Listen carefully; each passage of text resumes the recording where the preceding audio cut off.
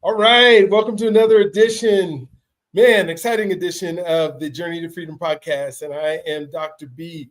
I am your host tonight. And when I get to say I'm host, that means I don't have to talk as much as I would if I was doing the podcast, which is really kind of cool. But tonight, you guys are in for a treat. You're in for some fun. I have Olaolu with me. And he's going to tell us all about his new book. He's going to tell us about things that he's been doing. He has the pleasure right now, which I keep saying I'm never going back to school again, right? I say that but you do have these breaks where you get to think about yourself and you get to think about how you're going to make a difference and an impact in the world without the daily grind, without I got to get up at this time in the morning. I got to go report to somebody. Usually have somebody telling me what to do. When you get to this entrepreneurship, like I've been doing almost the last 20 years, it's not like a boss who's telling me what to do other than my wife who's telling me what to do all the time. But it's just you telling yourself, this is what I got to get done today. And when you're doing the school thing, you pretty much are learning a whole bunch of stuff, sometimes without having to do, oh man, if I don't do this, I have to eat. And so just excited to hear his story. He's got some kids. I keep thinking about, mine. I have 8 children. I don't know if I told you that in the green room. So I have 8 children and 16 grandkids. And so yes, it is phenomenal. My dad just flew out to Sacramento and he got to see a couple of my grandkids that he's never seen before. My dad just turned 86 and got married, and now he took his new wife. So those grandkids had never seen his new wife. Oh my gosh. And they were telling me all the stories and having fun and all that kind of stuff. And so how important family is, and I know it is as important to you as it is to me. And so I asked Lou to kind of just tell his story. I said, you can start anywhere in your life, like I tell all my guests, whether it's, at your mama's womb till now. And then we're just going to chop it up after that. And so I love the fact that I say when I get to do this podcast, I'm the luckiest man on earth because I get to learn from, we're at like 250 episodes now. And so we get to learn from all of you guys and share it and all the wonderful things that we get to do. I get to find out why you got 22 on your hat and all those things that you got going. And so please tell us who you are, and then we'll just go from there. Yeah, Dr. B, thank you so much. I've been looking forward to this really all week, really since I reached out to you. So I'm really appreciative of this. So thank you for the opportunity. I got to acknowledge that generational thing you just mentioned. That is beautiful. I mean, to know that your dad can spend time with his great grandchildren, man, that's really awesome, man. That is a beautiful legacy, and I commend you guys for that, because that's all what my platform is about. And I'll get to Parent Child Connect a little bit later in the story, but let me jump in just for a second, because what we did in July, I have other grandkids, Southern California, not the ones he met in Northern California, but they came out in July. Well, my dad is 86 and he's still running track meets. And so we went, I know, exactly. So we decided to go to one in Boulder over at CU. And so we did 4 generations in the track meet. So I had, my dad was there. I ran in it. My son ran in it, and my 2 of my grandkids. We all ran in one race together. And I don't know how often that gets to happen, but to have 4 generations, we put these shirts on that said 4 generations. And, I don't know if we'll ever get to do it again. But it was so fun at 86 years old to have us all running down the track. And, and I was a track guy. And so I think I told you about that a little bit before the show. My son was on a track scholarship that he went. We'll see what happens to my grandkids, see if they end up there. But it was just so fun to be there. And so family is so cool, especially when we can share those 4 generations. My mom's the same way. She's in, how old is my mom? So she's 80. So she's 80 now, and she's still hanging out with the grandkids and making great grandkids, and oh man, making us food and all the wonderful stuff, making us fufu sometimes, right? I think my Nigerian roommates taught her how to do that. So, we get to, just have some fun all the time. So thank you for sharing that you appreciate the generations, and I'll let you get back to your story. Yeah, that's beautiful. And so I'll remove the part of my story where I'm going to complain about my knees hurting because your dad has completely and utterly showed us all up running track meets at the age of 86. I got to get rid of that part of my story, but I will start. I was being from Ruston, Louisiana. So I was born in Louisiana at the Lincoln General Hospital. And it's one of the things that I'm very proud of, being from Ruston. I was the fifth of six children. And what I learned from that is being a close-knit family. Me and my siblings, we talk all the time. My parents, we have a group chat set up in WhatsApp. And every single day we're checking in on each other. And God forbid if one of us don't check in, you may have almost like an APB out for you where they're checking in, trying to find where you are. But that came from us growing up in the same house. And one of the things I appreciated growing up is how my parents emphasized closeness. They emphasized us always being there with each other. We lived, again, in Louisiana, where we weren't on the coast. If those aren't familiar with Ruston, Ruston is in northeast Louisiana. So we're away from the coast. But during hurricane season, it'll kick up tornadoes and stuff like that. And when you live in a trailer, tornadoes tend to make you a little nervous. But one of my fondest memories growing up was spending those times, because we were always, anything could happen. It could rain for 2 minutes and then the power would go out. But to me, those are like the most fondest memories with my family. We'll sit around a lantern as if we were back in the 19th century, but we'll sit around a lantern and we'll just sing and we'll just enjoy each other's company and laugh. And those kind of memories, just I will never forget those things. And I tell this story because that's a huge part of who I am, and it's formed who I am as a father, as a husband, and as a founder of Parent Child Connect. So I graduated from Grambling State University. I did not run track in college. I was by far too lazy for that. So I decided instead to join the Marine Corps. So I don't know. That's not lazy. But I decided to join the Marine Corps. And so I joined the Marine Corps not knowing any Marines. The only two Marines I know, and I tell people this all the time, I knew Gunny Ermey and I knew Major Payne. Those are the two Marines I knew. And then the only other Marine I knew was the recruiter that I met. And so it just went from there. I mean, I had a lot of Army mentors who were trying to talk me into going to Army. But I felt like I wanted to one up them. That's just literally how I made the decision in my life to make what I think is a life-altering decision. And quite honestly, it's been phenomenal. I've had the opportunity to meet some great people. I've had the opportunity to work alongside, deploy with, and just learn from people. And that's been the best thing that I've had in the Marine Corps. I graduated with a degree in computer information systems from Grambling State University. And I am a member of the best fraternity, Alpha Phi Alpha Fraternity Incorporated. And that also contributed a lot to my willingness and efforts to do community service and things of that nature. I had a brief stint before going active duty in the Marine Corps. So I did work as a computer programmer analyst at Tyson Foods, which I thought was a phenomenal company at the time. I learned a lot from that CEO. One thing that Donnie Smith used to do at the time is he would always memorize your name and the project you're working on. And he did that for an intern when I was interning there, and he did that as a new hire. And that was just a thing he did. And I thought that was phenomenal. And again, that's just one of those moments in my life, like I call them flashpoints in my life that shapes who I am today and my philosophy on leading. So fast forward, I actually got married the day after I graduated college. So graduation and commission in the Marine Corps one day, and then got married the next day. And I always tell my wife that means that the Marine Corps is technically there first. That doesn't go well for me. So I just know I'm not a marriage counselor.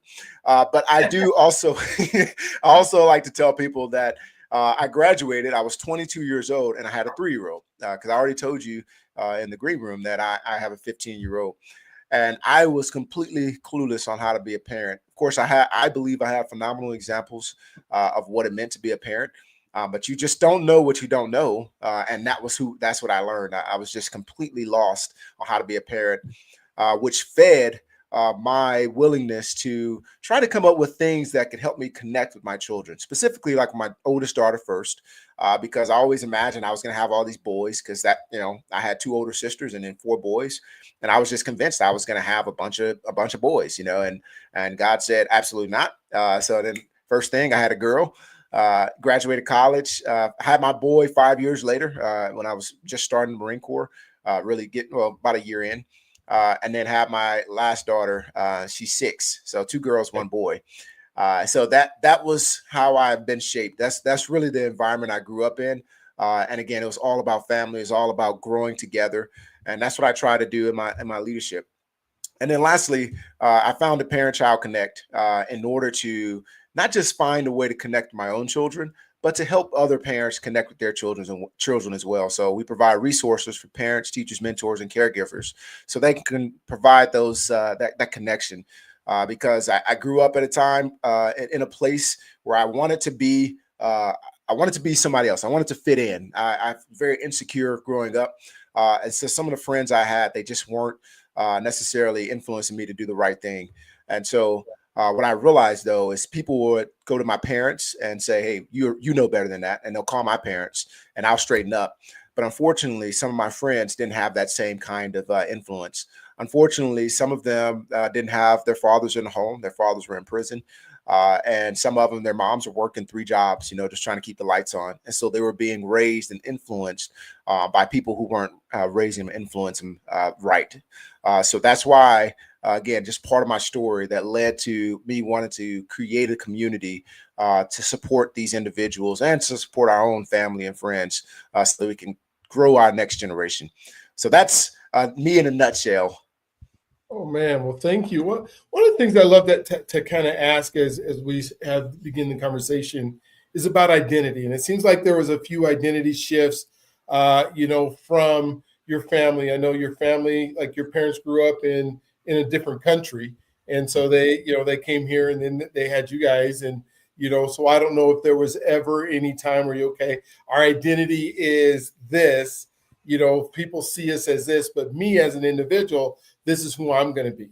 And kind of walk us through maybe some of your identity shifts and who is the man that is now Lou, and some of those things that you went through in your life.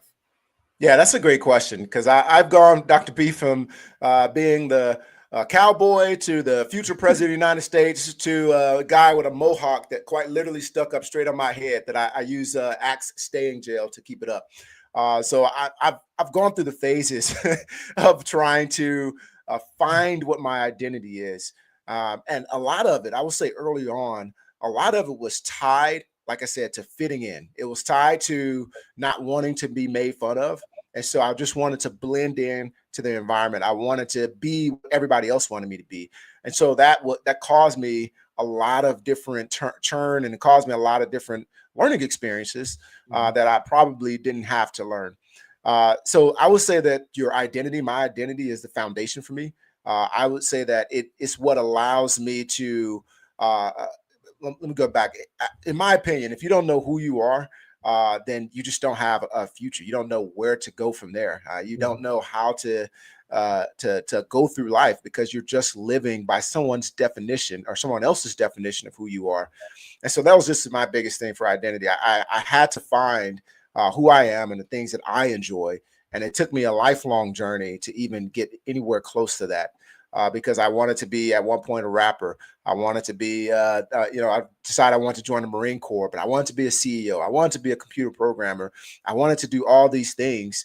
And honestly, I believe my decision to join the Marine Corps was the first step in me finding my identity. Not because I'm just a Marine. I never believe in telling people that you are what your profession is. But the reason I say that is because a lot of people, especially because I was a salutatorian in my class, graduating high school, a lot of people told me military is the last resort. Don't even try that. But then I was sitting in college and I was like, dude, nobody could tell me what to do right now. So I decided to join the Marine Corps, right? And that was a decision I made, and it went from there. And so that's where I believe that switch of me really, honestly, being rebellious is what helped me to understand that I am the only one who can determine my future. And that helped me to find who I was. And that was really the foundation for me. You talk a little bit about, you said the greatest fraternity, in the world, I get different people on the shows as I interview a lot of Black men.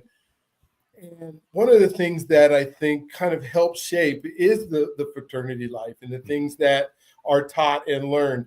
Did that brotherhood help you in any way kind of solidify who you wanted to be, or just know that, hey, this is I'm my own individual as a result of it. I mean, as I'm thinking of young folks that are watching this, I happen to go to a school that didn't have that ability. All my cousins and families are Kappas, but because there was nothing to pledge, I didn't pledge anybody.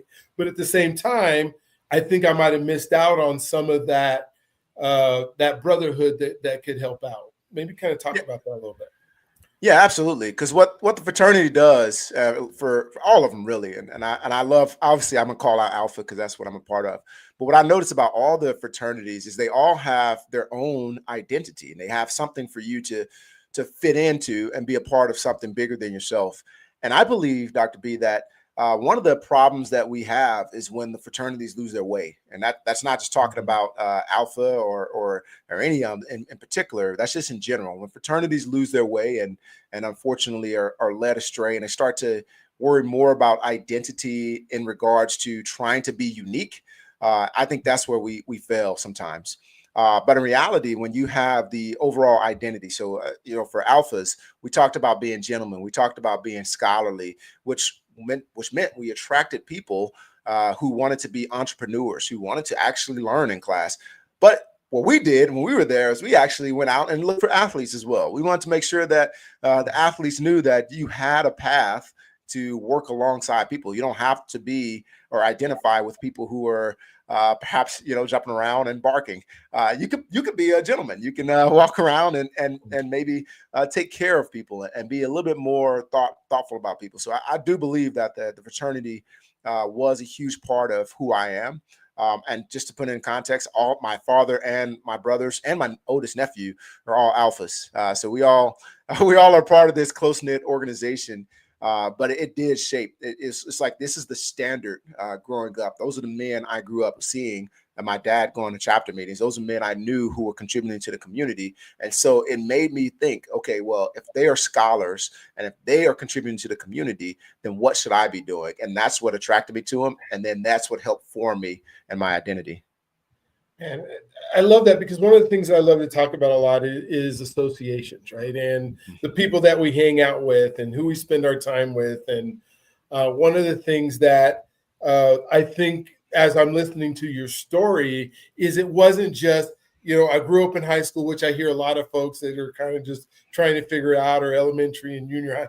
But it sounds like you had some men in your life, or just some people in your life that were able to be not only mentors, but examples as you were trying to create that identity of who I'm going to be. And so many kids, in today's world are missing that, I think, because they think, and I know you like to talk about family a lot, but I see these video games and I see these YouTube videos and I see the social media that they get on maybe too early, where there's not these physical examples of people that they can log on. Now it's like, okay, somebody I don't know, somebody's life that I'm seeing their best life, and now I'm comparing my life as a 14-year-old or a 15-year-old to somebody that I have no idea what their daily life is like. All I know is what they put on social media.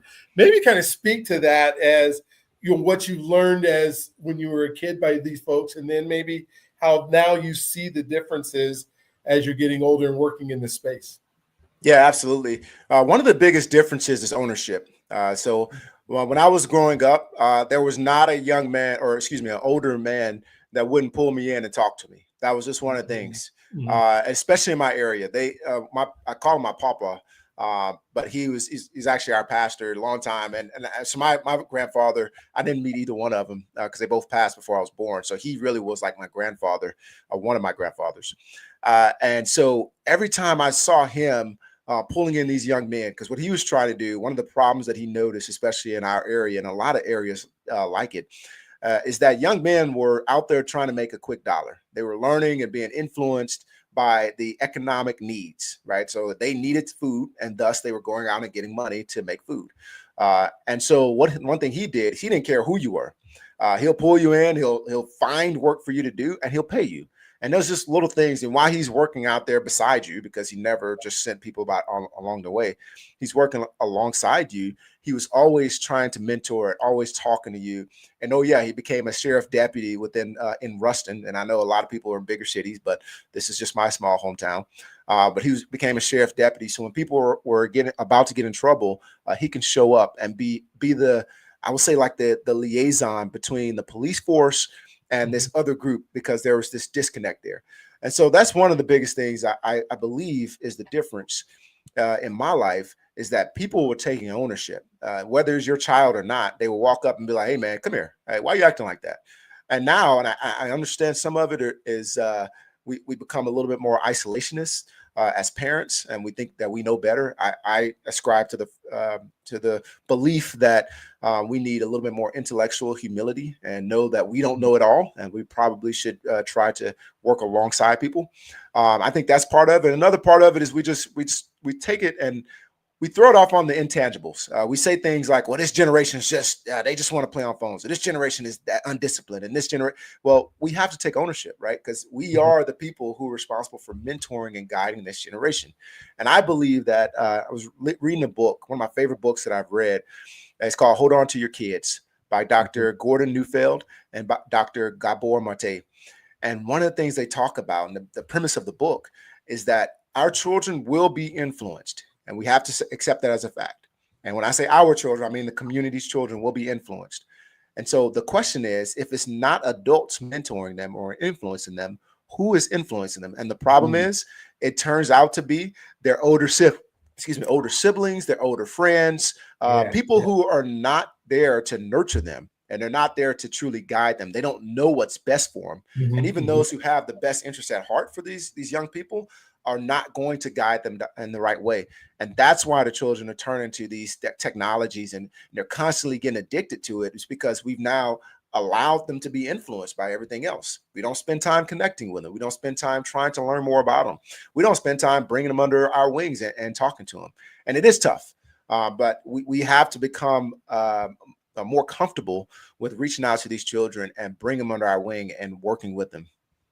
Yeah, I love how you say that, because so many people want to blame or complain about this generation. It's like, so what are you doing about it to make a difference? When I say I see them on the electronic devices, that doesn't mean I love to see it. It's like, what do I get to do? What can I do as a elder in the community now to make sure that there's something that they can hang on to that is, everything doesn't have to be about entertainment, right? Everything doesn't have to be about instantaneously, right? And how do we teach them that patience? And how do we teach them, those different things that we go through? And I think part of it just might be, maybe some personal development, the things that we say is personal development.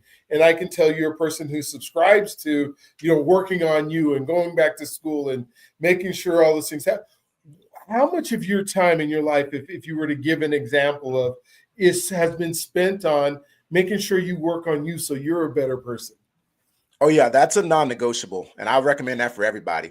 Okay. First thing in the morning, for me, it's no less than an hour and a half, but at least I recommend 10 minutes per category: your physical, mental, emotional, and spiritual. Every single morning, I recommend you spend at least 10 minutes doing that. So for me, I wake up every morning, and the first thing I do is my devotion and meditation. That's my opportunity to not just connect with my spiritual and what I believe, because I'm a Christian. It's not just my spiritual time there, but it's also the meditation. It's my time to clear my mind and really focus myself and prepare for the day. Then I go to the gym and I work out. That's me doing my physical fitness. It's now me paying attention and building my own physical fitness. And then after that, either I pick up a physical book and read it, or I listen to an audiobook. And now I'm working on my mental psyche.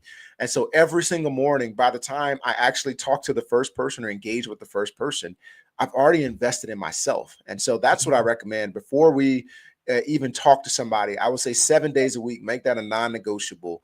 You should be investing in yourself, so that way you can pour into somebody else. And the problem with our life in many ways is that we try to pour from an empty vessel, right? We don't give ourselves any care. We don't go into and do anything. We're just like going from day to day and just trying to figure this thing out. And anytime we mention self-care, well, it seems a little selfish, right? Why am I looking out for myself when I have kids and I have this baby and all this kind of stuff? Well, I always tell you that no matter what's going on in your life, do your best to try to invest in those 4 areas because it's free, right? All you have to do is potentially get up early in the morning or maybe stay up just a few minutes later. I'm talking 40 minutes a day.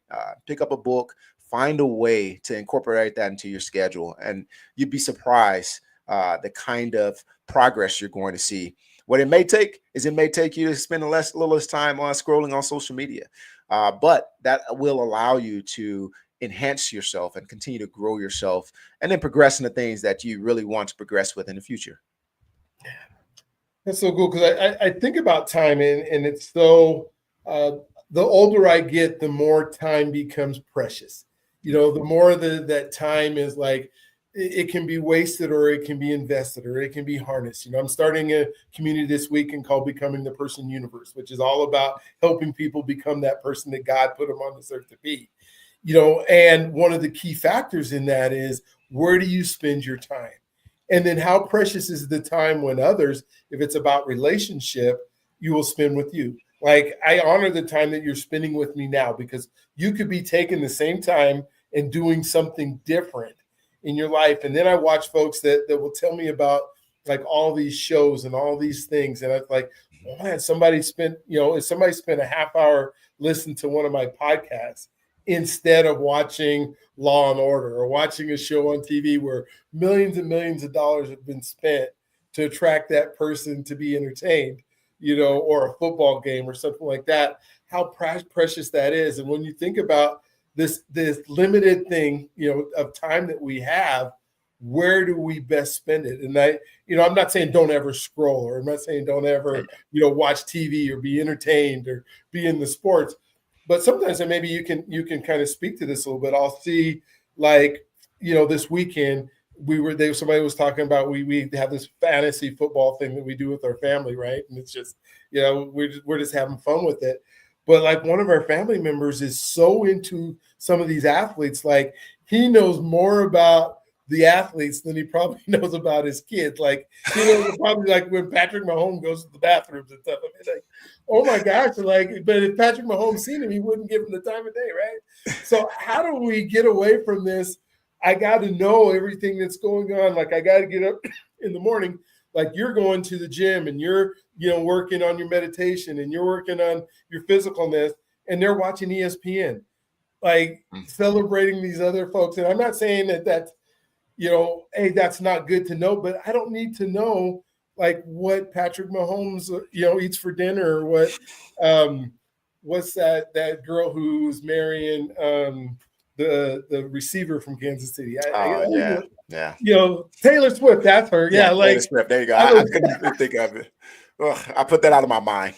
I know. I'm just like, like I see these people, they're like, I'm a Swiftie. I'm like, what the heck is a Swiftie? What is I'm lost. So maybe kind of speak to that a little bit. Yeah, sorry to the Swifties out there, but every time they cut the camera to her during the Super Bowl, I was just getting so upset. I couldn't believe it.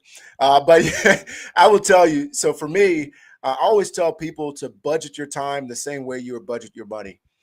Because we're talking about investing. I use the word investing for a reason, because I want that to trigger something in people's minds. That means you invest. The reason we invest is to get a return, which means everything that you do should give you some return. So if you're scrolling, what's the return that you're getting on that? What's the return on your investment? If you're reading, what's the return on investment?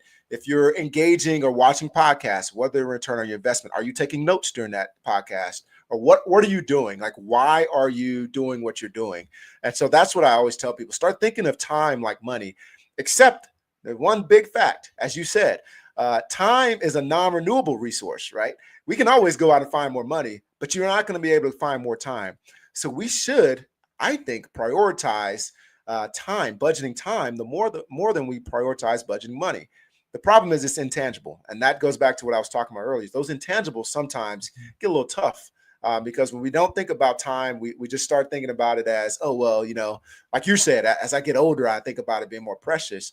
But all of us should be looking at time as precious. All of us should be looking at time as valuable because you can't get it back. But if you go through and look at what you do, I've always told people, don't change a thing.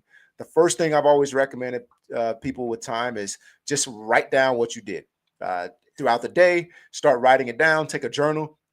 Do that for about a week. Don't change a thing. I mean, don't get start judging yourself. That's not what we're here for. Just write down what you're doing. If you spend 30 hours a week on social media, good. Write it down. And then I want you to go back and look at your goals. What are your goals in life, and what do you want to achieve? Okay, so now we've written down our 7 days worth of data, so we know how much time we're spending in certain areas, and then we have our goals. And I like to do this on a whiteboard, or at least on a sheet of paper where I can draw a line. And if I could look at the things that I spend my most time on and draw a line to one of my goals, then I'm like, okay, cool. Then I know that my priorities are in order. But if you say that your goal is to go be, a professional athlete, and your physical fitness that you spent that week is 10 minutes, and your social media is 30 minutes or 30 hours, then perhaps you may need to restructure your day a little bit. And that's why that's the way I look at it. I start looking at it. And I know people think, I've talked to people one time and they think of that regimented way of thinking. They say, man, that's just so boring. No, because you can actually budget in time to even be spontaneous. Because one of the things I realize about spontaneity and people who are trying to always do something new is typically they don't do it as often as they think they do. They think they're very spontaneous, but they're not doing it as often as they think they do because they haven't budgeted time for it. So I always recommend, if you want to do something spontaneous, you can think of it. If I want to do it once a week, you can pick a different day every single week and budget that time for it. That's the way I recommend people doing it. That's what I try to do in my own life. I call it zero-based budgeting. I believe it was Peter Zur, I think his name is. Forgive me if I forgot his name. But he talked about zero-based budgeting. And so that's one thing I always recommend is that you go out and budget your time the same way you do with your money. You have 24 hours a day. Hopefully you're spending at least 6 to 8 of it sleeping, and the rest of it, how are you spending? Are you allocating every hour of your day or every minute of your day in a positive way? If not, then there's probably some room for refinement. And I'm not saying become obsessed with it, because if you become obsessed with it, then that's when you start losing. But at least find out where your time is going, because I can promise you that one thing, that it is going somewhere. And if it's not going towards your priorities, then your life may not be as aligned as you want it to be. Lou, man, you just dropped a whole bunch of stuff on this is going to be. Because I love this fact where you're just talking about your return, right? What is that return on the time? Are you investing it, or is it just going by you? Or are you just, passive to, I love to watch the sunset, right? But that's at one point in time. You say like spontaneity, we are such creatures of habit. We don't realize how big of, but if you go through your day, I bet you will look at, when you write that down, the exact same things that you're doing every single day at the same time, that they're doing it the same way. And we don't think about, okay, what if I just changed something little, like maybe started reading for 10 minutes during the time that I'm doing something else, watching, ESPN, like let's say I watch ESPN for an hour. What if I took 10 minutes of ESPN and read a book that pertained to the life that I'm trying to build or I'm trying to go? I would love for you to come on, as I do Becoming the Universe, is for folks that are, all of my podcast guests are founders in it, and they come in and maybe teach, a book, do a what do you call it, a book club on that book. You got, Hold On to Your Kids or something like that, yeah. Where you can go, okay, no, I do have kids.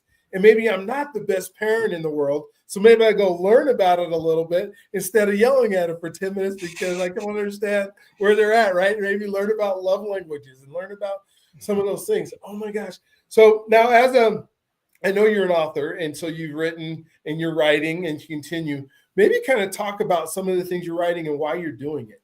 I'd love to just kind of hear your thought process. I've written now 4 books. I have one coming out in one should be out this week. It's called Be Do Have, the Ultimate Success Principle. And then I have one called Relationship versus AI, where I'm really talking about the ethics of AI and how to use AI and the tools of AI. And I'm if you're going to come, this is my plug, right? Summit on October 18th. It's a free summit. if this is 2025, so if you're watching this 2027, just look up on our website and see when the next summit is.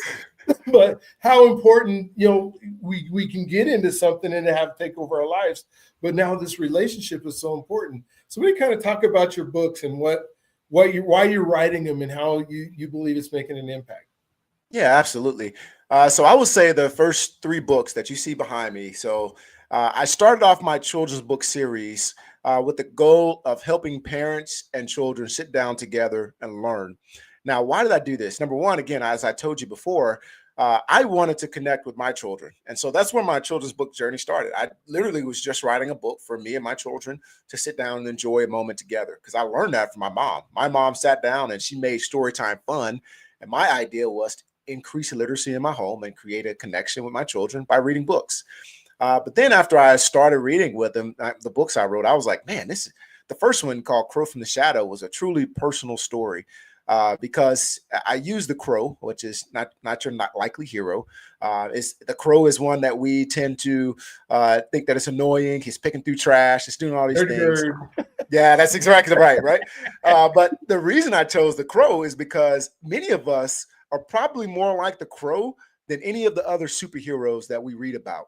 The crow is just trying to survive, right? That's why he's so annoying. He's picking through trash because he's just trying to eat. Right. And so I chose that as my main character for that one reason. And I'll tell you the other reason later. But as I go through the book, it's called Crow from the Shadow. The idea behind it is that there's a shadow throughout the story. It's just telling Crow that he cannot be or he cannot do or everything that he cannot be or do.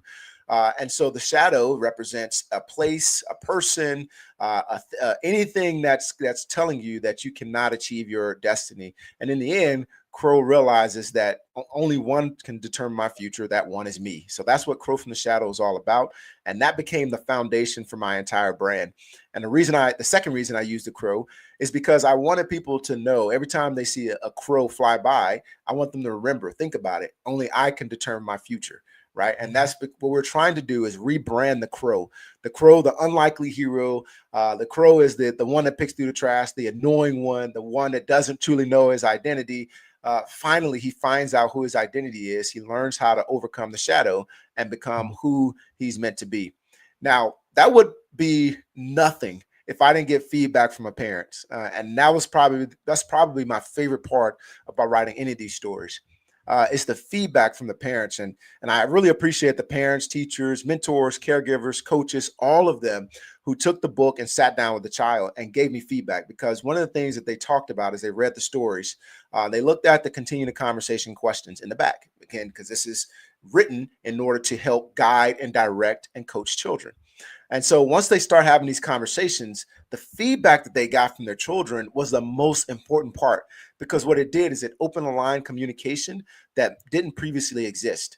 For example, when I was talking to Crow from the Shadow, one of the a couple of parents hit me up and said, man, this book is crazy, man. It truly, as I sat down with my kids, I had the conversation with them and they told me what their shadow was.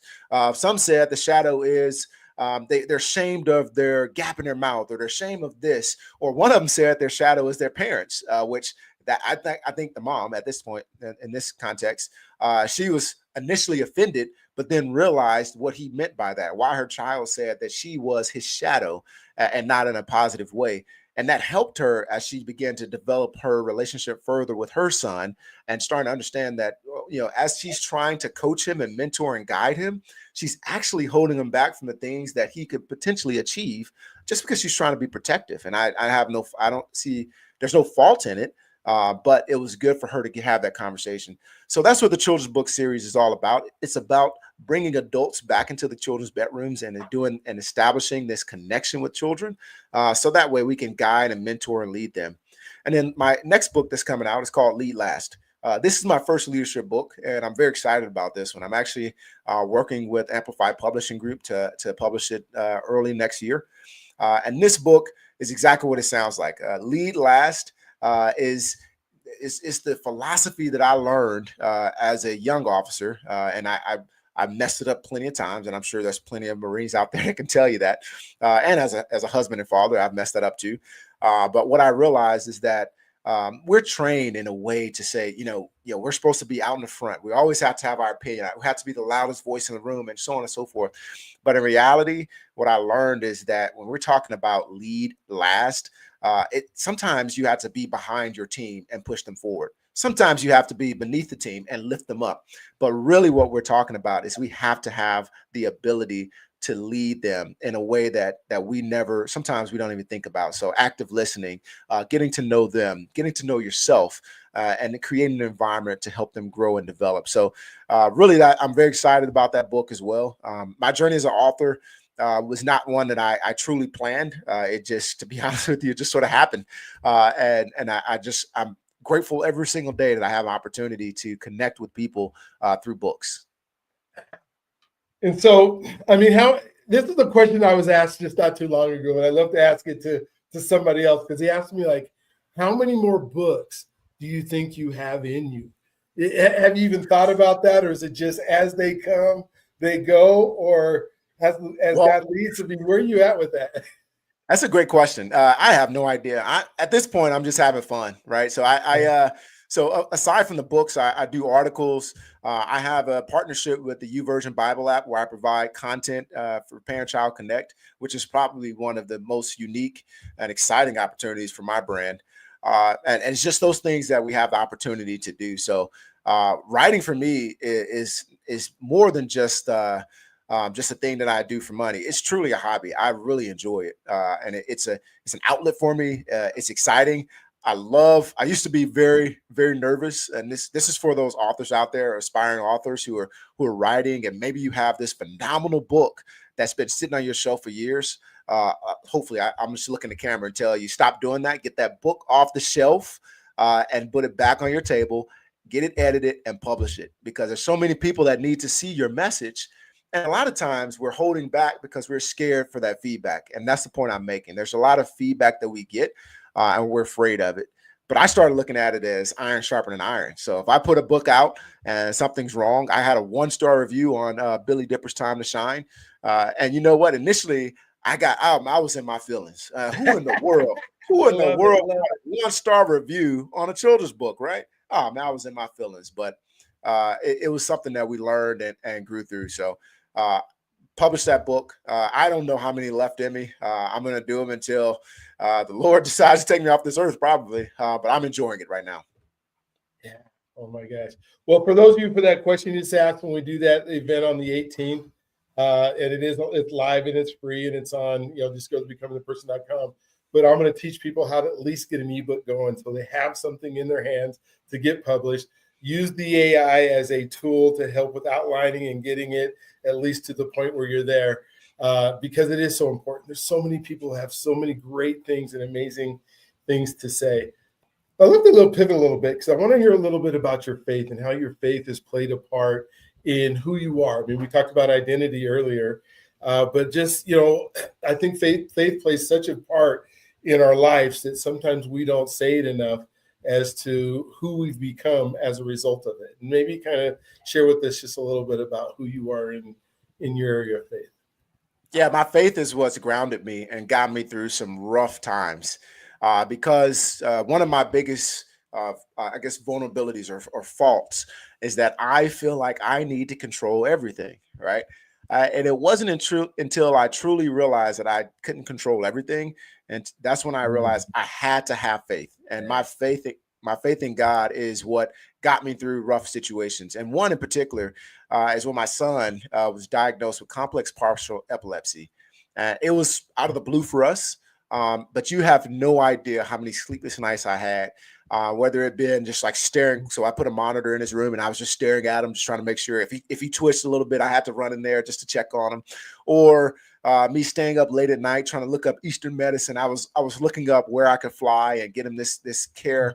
And then eventually, after doing night after night just like that, and still just trying to keep on this facade that I'm so happy and joyous, it got exhausting. And I could tell that it was starting to weigh on my mental psyche way too much.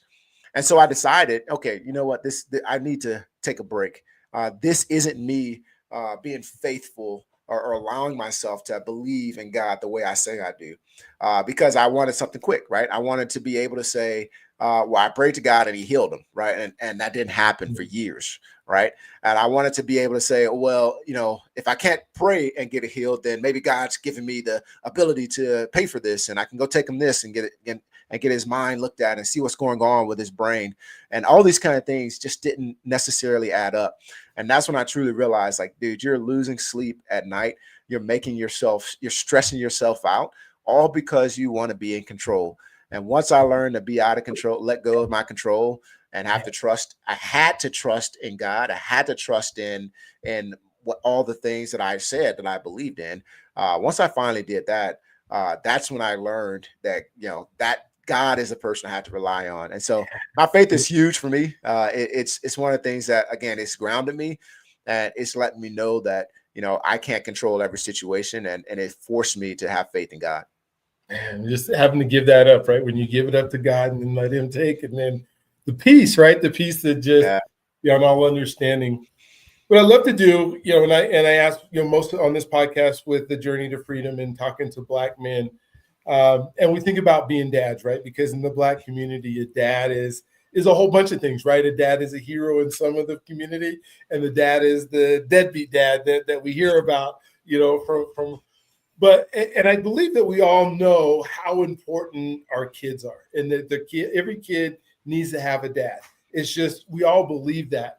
But sometimes we don't talk a lot about what does it mean to be a dad, and the responsibility that comes on us to be a dad, and how much we're willing to go through in order to be that great dad. And so how has that changed?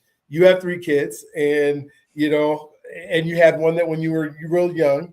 And maybe tell me a little bit about the evolution of fatherhood for you, having some great examples. I know you said your grandfather passed away, before you had, but you had, people in the community that kind of took on that role. Talk to me about what does it mean to be a dad? Yeah, so that's a great question, because I started off my dad journey trying not to be a deadbeat, or trying to be there for my daughter in order to not be what I saw other men out, especially with daughters. And I was like, well, I can't be like that. I need to be there. And so my idea of what it meant to be a dad early on was to just be there doing everything with them at all times, right? And that led to me getting cramps in my back trying to do a back bend. And it's actually embarrassing at a park. I legitimately was trying to do a back bend, like walking down a tree, and my back locked up, and I just fell. And all the parents were like, "Are you okay?" So that's me. I got stuck at Chuck E. Cheese, and all these things I'm doing, just trying under this umbrella of I just want to be there for my daughter. I want to be everything with her. I want to do everything with her. I don't want to let her down, and all this, which was admirable. But I was doing it for all the wrong reasons. I was doing it because I thought that, every dad should be there for his daughter. You got to be your protector. You got to do this. And I was like, okay. So what I did is I evolved over time, and I learned this from my dad. My dad said, allow your children to teach you what kind of leader they need. And that's the same thing I learned for the workforce. I learned that in the Marine Corps. That same lesson applies, but your children will teach you who you need to be for them. And so that was probably the thing that helped me to evolve, is I started looking at, okay, what do my children truly need? Does my daughter really need me out there doing back bends? No.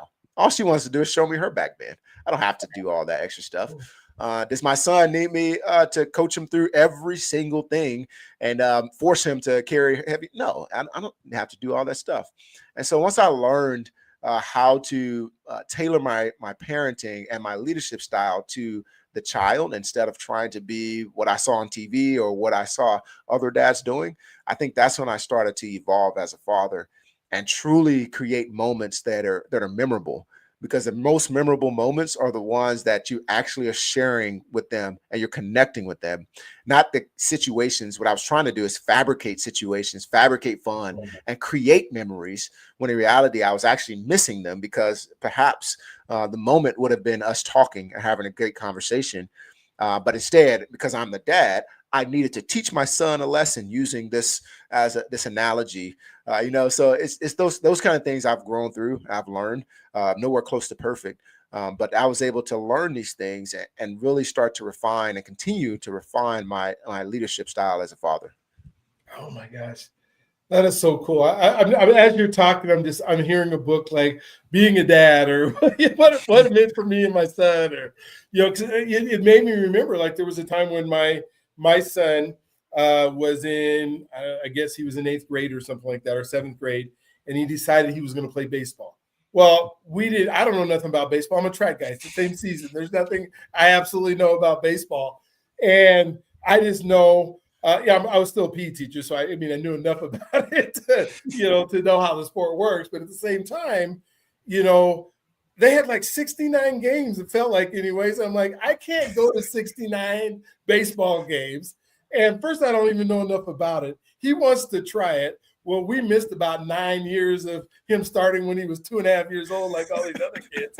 And so the coach puts him out like in, I guess it was right field. And then doesn't let him bat. Then the coach gets suspended from 3 games because he's not very good. And all I could do is be the dad who says, maybe we should do something else, or maybe we could, I believe in you. You can do this. I couldn't be that coach. I couldn't be in control of the parents that were mad that my son was up to bat and was not going to hit the ball at all. That he was a good athlete, but it wasn't happening. And to see that evolution, and then me pour into him, and then go to years later, where now he's a high school senior. We gave up the baseball. We went into something I know, like track, right? I still let him have a high jump coach. And now he's like 2nd in the state of California. Mm-hmm. And all those other kids are not doing anything, ends up a national champion high jumper in college, but it was just, what does it mean?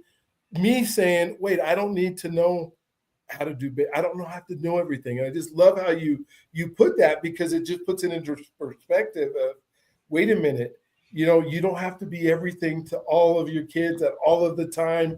They just want you to be there, right? They just want you, and then you just say, hey, you're important to me.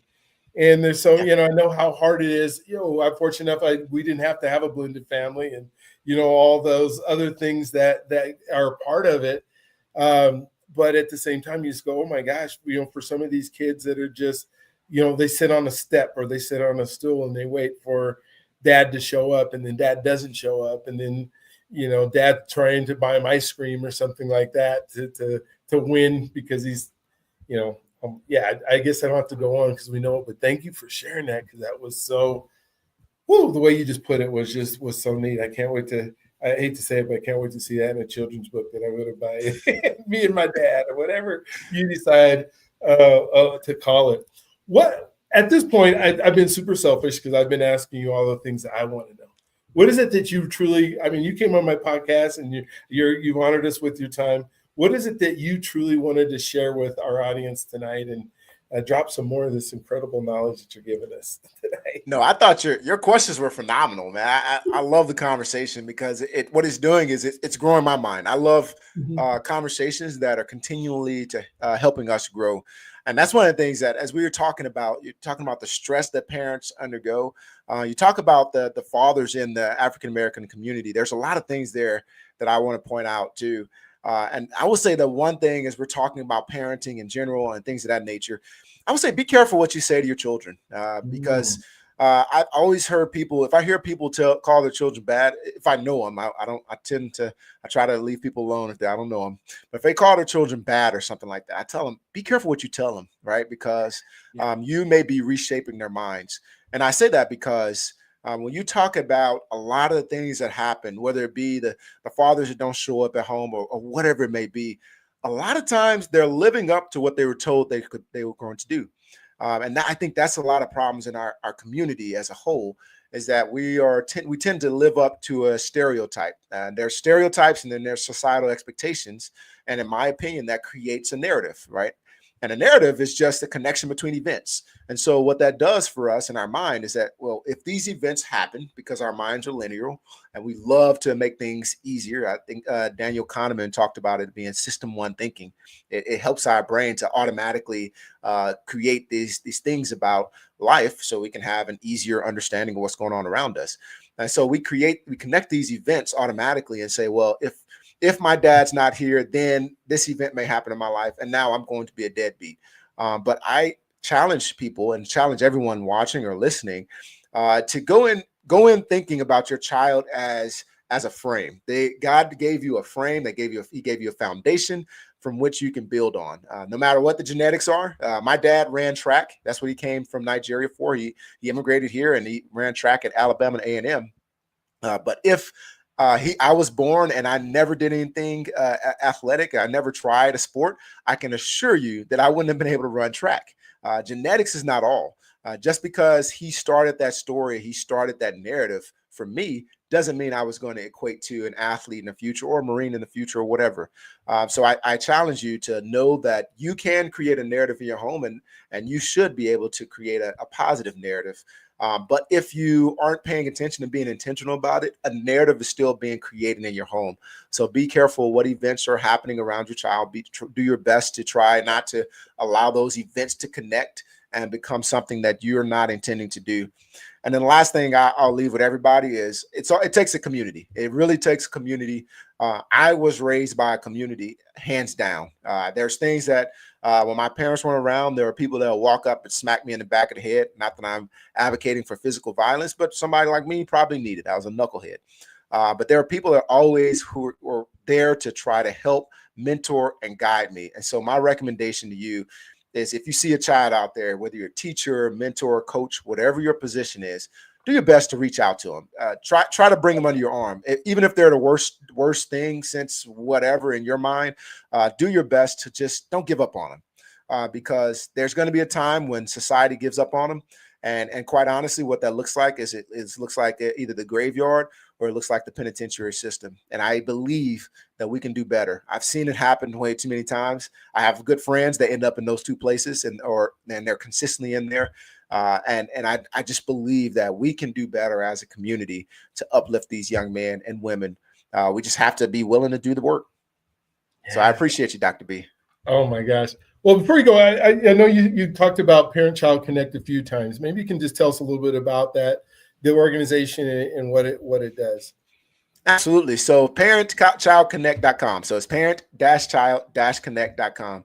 What you'll see on that website, first of all, is the blog. You'll see my books, all children's books, and eventually, once I publish the Lead Last, you'll see it there too. You'll see my, as I alluded to before, my content partnership with YouVersion Bible app. You'll see all the Bible plans that I have there. You'll see free resources. I have downloadable resources for you because I want everybody to have the ability to build their mental, physical, emotional strength. And so I created these PDFs that you can just download and journal in. So, and you'll also be able to reach out to me. So I love working with parents, teachers, mentors, caregivers, and helping them to build that community. So there's 3 areas that I love. Number one, I love getting in schools. That's anytime I can get to work with youth, I'm going to be there. If I can make it there, or if I can at least do it virtually, I'm going to do read alouds and I'm going to do writing workshops. I love engaging with children. It's like my favorite thing to do. It gives me life. The second thing I love doing is leadership conferences. I love doing keynote speaking on leadership because that's just what I enjoy doing. So you'll see a lot of I do one-on-one coaching, but mostly I enjoy the workshops and the keynote engagements.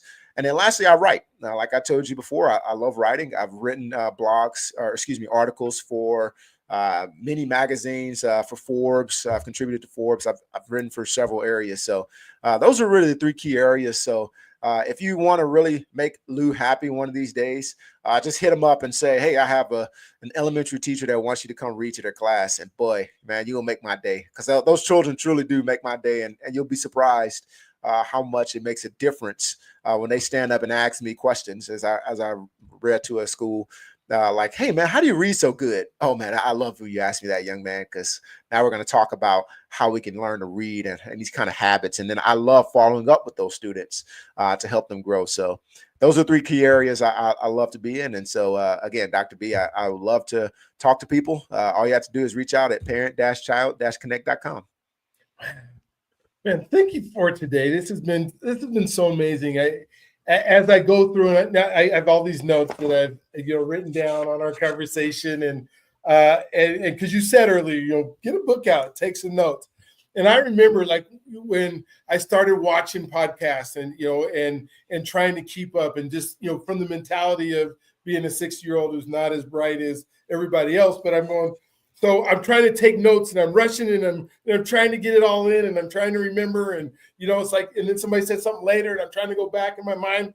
And then I realized that all I have to do is hit the pause button and take the note and then go on from there, right? And then I can pause for a minute and then, now let me make these connections. And so I say that because I laugh at myself because literally I was going through these podcasts trying to get everything written down and, organized and realize, man, just hit the pause button. And so if you guys get the opportunity in this here podcast, I would go back. I would hit pause.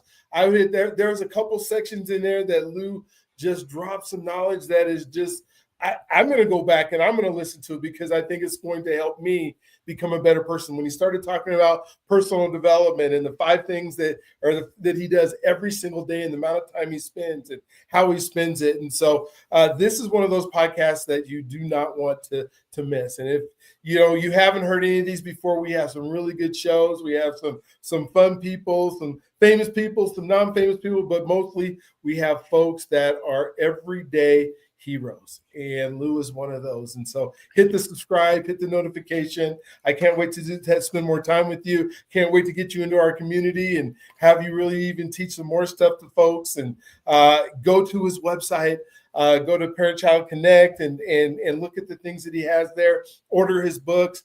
I promise you, you will not be sad for the time that you spend because we talked about only having a limited amount of it. And you will not be sad for the time you spend if you're giving up. Maybe it is one of those $1 million TV shows that keeps the drama, but it's the same story that you've heard 1,000 times, just told a different way. How about something different that can make an impact in your life? And so, Lou, thank you for being on today. Thank you for spending the time with us. It has just been one of the funnest hours of my life, and I'm so glad that I spent the time with you. So thank you again. For the rest of you, don't forget you are God's greatest gift. He loves you if you allow him to. And don't forget that. Lou, you have one couple words just to take us away before I hit the bumper. Hey, Dr. B, I really appreciate the opportunity. Hey, guys, if you're watching this, you're a winner. And I appreciate everything that you've done to help support me. And I love you guys, and I hope you're able to continue to be a part of this wonderful community. All right. Thank you. Have an amazing day.